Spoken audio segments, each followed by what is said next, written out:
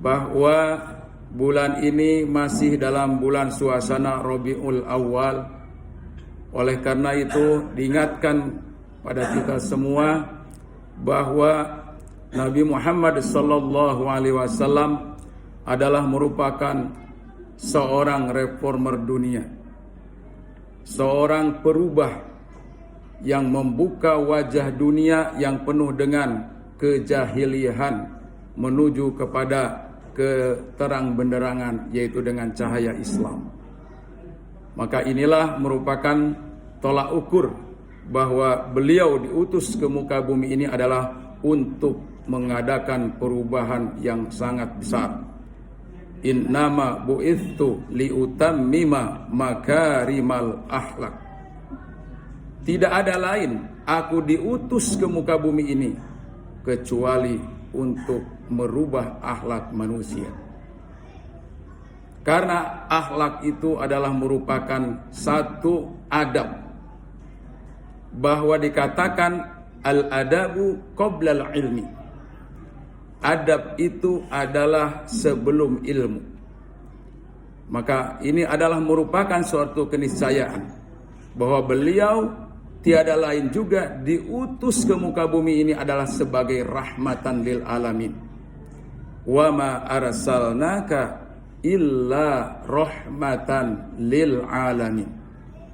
Tidaklah aku mengutus engkau ya Muhammad kecuali untuk menjadi rahmat bagi seluruh alam. Sidang Jumat yang berbahagia, maka inilah merupakan satu hal yang perlu kita terus kita gemakan di dalam diri kita masing-masing. Walaupun Rasulullah SAW sudah meninggalkan umatnya 14 abad yang lalu, tapi risalah beliau sebagai warasatul anbiya'nya adalah satu, para ulama. Ini adalah yang harus senantiasa kita gugu dan kita tiru, dan harus senantiasa kita teladani orang-orang yang senantiasa mereka bisa memberikan satu petunjuk ataupun hidayah dari Allah Subhanahu wa taala. Karena Rasulullah sallallahu alaihi wasallam itu diutus oleh Allah Subhanahu wa taala adalah untuk ditiru, dicontoh, disoretoladani dalam kehidupan kita sehari-hari. Laqad kana lakum fi Rasulillahi uswatun hasanah. Sungguh betul-betul bahwa pada jiwa diri baginda Rasulullah sallallahu alaihi wasallam terdapat contoh suri teladan yang baik. Maka beliau pantas menjadi seorang reformer dunia dalam sejarah manusia.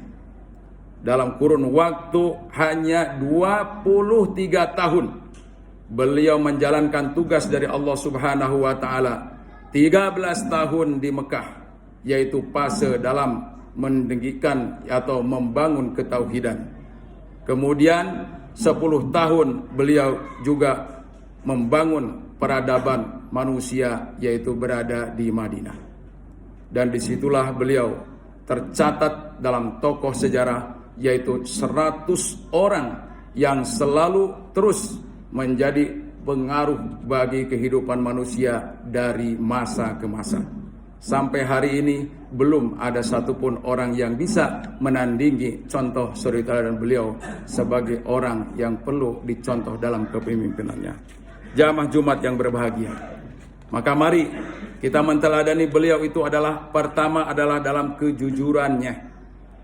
Beliau diberikan satu sifat kejujuran yang tidak bisa ditandingi kejujurannya oleh manusia lain, yaitu sifat siddiq.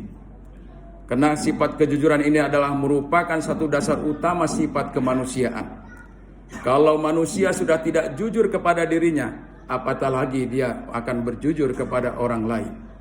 Apatah lagi dia akan berjujur juga kepada Allah Subhanahu wa taala, Sang Khalik, Sang Pencipta. Maka ketika dia sudah jujur kepada dirinya, siapa aku? Aku adalah merupakan hamba Allah yang diciptakan oleh Allah Subhanahu wa taala dalam rangka untuk liya'budun, dalam rangka untuk hanya taat menyembah kepada Allah Subhanahu wa taala. Apapun titel kita sewaktu hidup di dunia ini, tiada lain adalah dalam rangka untuk ati'ullah wa ati'ur rasul wa ulil amri minkum. Maka dengan itulah sifat kita akan menjadi orang yang jujur. Yang kedua adalah baginda Rasulullah SAW mencontohkan kepada kita agar dengan kejujuran itu harus diactionkan, yaitu dengan sifat tabligh. Berani untuk menyampaikan kebenaran risalah dari Allah Subhanahu wa taala. Sampaikan dariku, kata baginda Rasulullah, walau ayatan, balighu anni walau ayah. Sampaikan kebenaran itu dariku walaupun hanya satu ayat. Ini adalah merupakan sifat tabligh. Maka oleh karena inilah yang masih senantiasa terus kita dengung-dengungkan dalam pribadi kita, akan sifat wajib bagi Rasul itu untuk kita teruskan dalam kehidupan sehari-hari kita. Yang ketiga adalah yaitu sifat amanah. Apapun tugas kita di muka bumi ini yang sudah ditunjuk oleh Allah Subhanahu wa taala, apakah kita sebagai konglomerat, apakah kita sebagai rakyat jelata, apakah kita sebagai pengusaha, tiada lain adalah semuanya itu adalah merupakan amanah. Dan setiap amanah akan dimintai pertanggungjawaban kelak di hadapan Allah Subhanahu wa taala. Kullukum ra'in wa kullukum mas'ulun an ra'iyatihi. Setiap kalian adalah pemimpin. Pemimpin itu adalah yang pertama tugasnya adalah melaksanakan amanah. Barang siapa yang melaksanakan amanah, maka kata Allah Subhanahu wa taala, maka kelak dia akan dipermudah dalam rangka menuju kepada Allah Subhanahu wa taala. Dan yang keempat, sifat yang perlu dan wajib kita contoh dari baginda Rasulullah SAW adalah fatonahnya. Beliau memang langsung mendapatkan hidayah dan ilmu serta bimbingan dari Allah Subhanahu wa taala melalui Al-Qur'annya. Tapi kita juga tidak kalah penting. Karena Rasulullah SAW hanya memberikan 2 pusaka kepada umat manusia. Yang pertama adalah Al-Quranul Karim, yang kedua adalah hadis ataupun sunnah-sunnah baginda Rasulullah Sallallahu Alaihi Wasallam. Maka 2 pusaka inilah yang senantiasa akan membuat kita cerdas, akan membuat kita akan mudah dalam melaksanakan berbagai macam persoalan-persoalan dalam hidup, karena kita tidak akan keluar dari petunjuk Allah Subhanahu wa taala. Barakallahu li wa lakum fil Qur'anil Karim wa nafa'ni wa iyyakum bima fihi minal ayati wa dzikril hakim wa taqabbalallahu minna wa minkum tilawatahu innahu huwal ghafurur rahim. Allahumma salli ala sayyidina Muhammadin wa ala ali sayyidina Muhammad.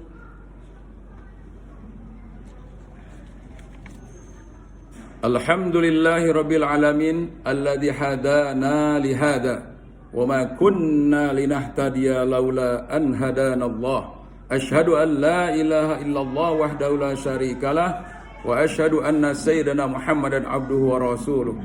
Allahumma salli wa sallim wa barik ala sayyidina Muhammad wa ala ali sayyidina Muhammad wa ala ibadillahis salihin, amma ba'd.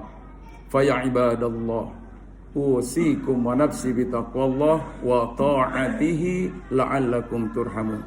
Qala Allah Ta'ala fi kitabil karim, a'udzu billahi minasyaitonir rajim, ya ayyuhan nasu u'budu rabbakumul ladzi khalaqakum walladzina min qablikum la'allakum tattaqun.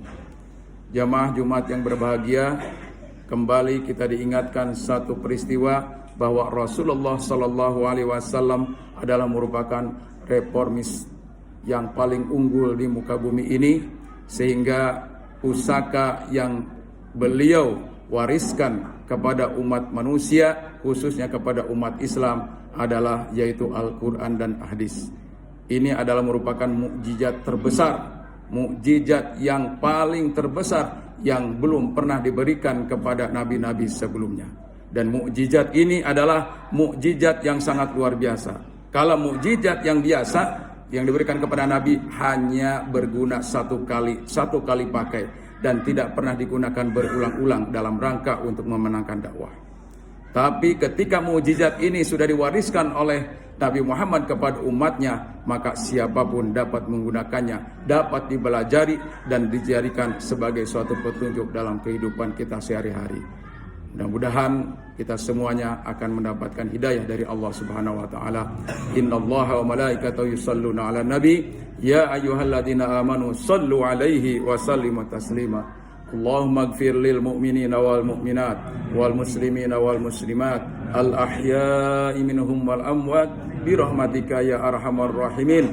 Allahumma arinal haqqa haqqan warzuqna ittiba'ah wa arinal batila batila warzuqna ijtinabah. Allahumma ansur man nasaraddin wahdul man khadalal mu'minin wa dammir a'daka a'da'ad-din. Allahumma ansur ikhwanana al-muslimin fi Palestin. Allahumma ansur ikhwanana al-muslimin fi Palestin wansur mujahidina fi kulli makani wa fi kulli zaman. Rabbana atina fid dunya hasanah wa fil akhirati hasanah wa qina adzabannar. Ibadallah, innallaha ya'muru bil adli wal ihsan wa ita'i dzil qurba wa yanha 'anil fahsya wal munkar wal baghi ya'idukum la'allakum tadhakkarun fadhkurullaha adhkurkum washkuruhu ala ni'ami yazidkum wa la dzikrullahi akbar. Aqimus shalah.